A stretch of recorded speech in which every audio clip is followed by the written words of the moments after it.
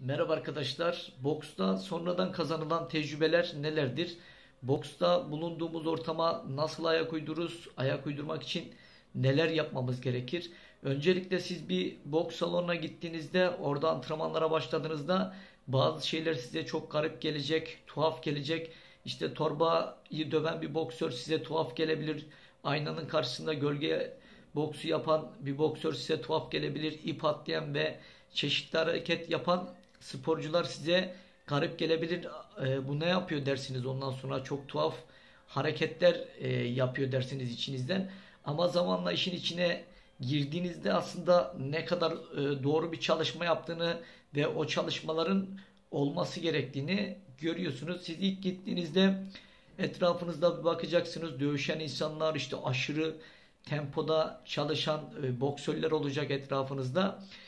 Bunlar size ilk başta tuhaf gelecek ama sonradan bulunduğunuz ortama alıştıkça bu normalleşecek. Bu normal. Bunu sakın anormal görmeyin ilk gittiğinizde. Tabii ilk gittiğinizde size her zaman Türkiye'deki sistem şu şekilde. Ayak duruşunu gösterecekler. Aynanın karşısına geçirecekler. Gardını aldırtacaklar. Belki sizi bir hafta, iki hafta böyle aynanın karşısında ileri geri hareket ettirecekler. Sonrasında da yavaş yavaş yumruk atmaya, yumrukları gösterecekler. Direkleri, kroşeleri.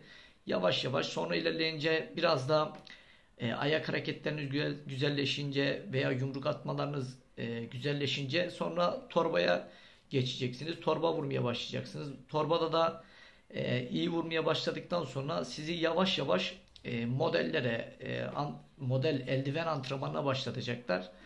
Sonra da eğer yetenekliyseniz o yeteneği de işte modellerde, işte teknik takniklerde göstertebiliyorsanız yavaş yavaş zaten siz kendiniz maç yapmak isteyeceksiniz. İşte siz de ringe çıkmak isteyeceksiniz. Çünkü orada insanların o dövüşündeki heyecan, adrenalin sizin de üzerinize o hava gelecek. Siz de ben de maç yapmak istiyorum, işte ringe çıkmak istiyorum diyeceksiniz. Yavaş yavaş ortama gitgide alıştıktan sonra ringe de çıkmaya başladıktan sonra siz bir nevi bulunduğunuz şehirdeki ortama alışmış olacaksınız. Bulunduğunuz şehirdeki ringe çıktıktan sonra artık merak edeceğiniz diğer bir konu, kulüpler var. Türkiye şampiyonası var. Artık hedefiniz burası olacak ama öncelikle bulunduğunuz şehirdeki ortama, ambiyansa ayak uydurmanız gerekiyor. Sonraki ambiyans Türkiye şampiyonası. Tabi burayı merak edeceksiniz. Gözünüzde çok büyüteceksiniz Türkiye şampiyonasını. Bir kez gideceksiniz, belki ilk gittiğinizde eliniz ayağınız kilitlenecek, ringe çıktığınızda belki nefes almakta zorlanacaksınız. Çünkü ilk Türkiye şampiyonası ve çift ring, tribündeki insanlar tezahürat ediyor. İlk maçta belki bu yüzden ortama, ambiyansa alışamadığınız için, ilk defa katıldığınız için maç da kaybedebilirsiniz. Performansınızın belki %90'ını gösterecek yerde %60'larda kalabilirsiniz. Ortamın atmosferi sizi etkiler, ağır gelebilir size. Tabi bu bir kez gittiğiniz zaman, iki kez gittiğiniz zaman, üç kez gittiğiniz zaman bu ortama da alışıyorsunuz. Sıra yurt dışına geliyor. Yabancılarla karşılaşacaksınız. Bunun için de tabi işte yabancıları da hep hayal ediyorsunuz. Nasıl bir rakip olacak, kim olacak, nasıl yabancılarla maç yapmak. Tabi yurt dışı ambiyansı bambaşka. Yani müzik, yüksek sesle müzikler, işte ambiyans çok güzel. Çok fazla boks fanları, boks hayranları ringin etrafında oluyor. İlk başta tabi yine bu ambiyans, ortama alışma süreci olacak.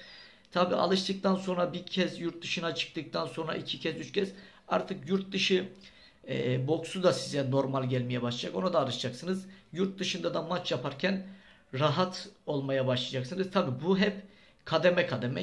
İlk önce ne yapıyorsunuz? Bulunduğunuz şehirde oradaki boksörlerle yarışıyorsunuz. Sonra ne yapıyor? Bulunduğunuz şehirde işte boks şampiyonası yapılıyor. Orada ilk birinci olanlar Türkiye şampiyonasına gidiyor. Bunlar hep kademe kademe oluyor. Aynı şekilde yine orada da özel maçlara gidiyorsunuz ilk başta. Yurt dışlarına, Avrupa Dünya Şampiyonası'ndan önce.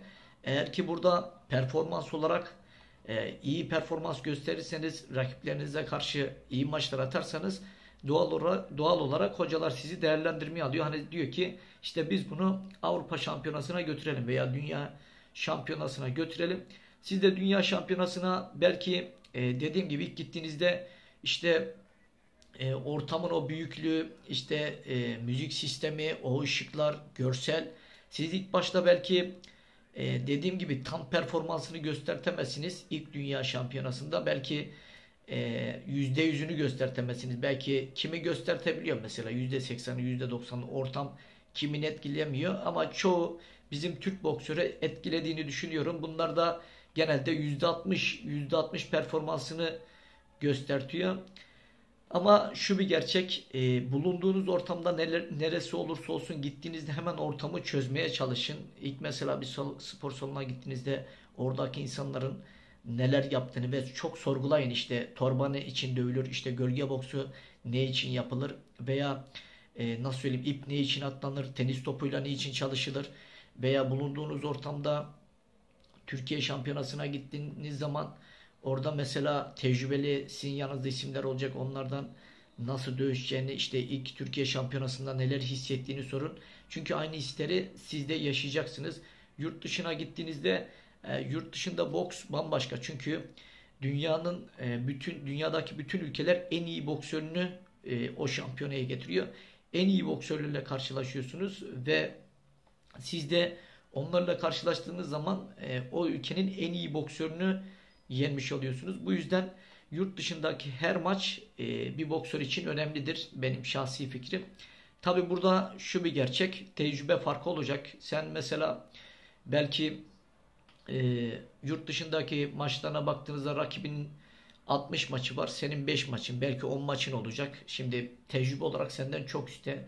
Ringde çok rahat. İşte bu boksörü yenmen bazen çok zor oluyor. Çünkü senden önce birçok tecrübeli iyi boksörle karşılaşmış ve o ringde senden daha rahat, daha özgüvenli.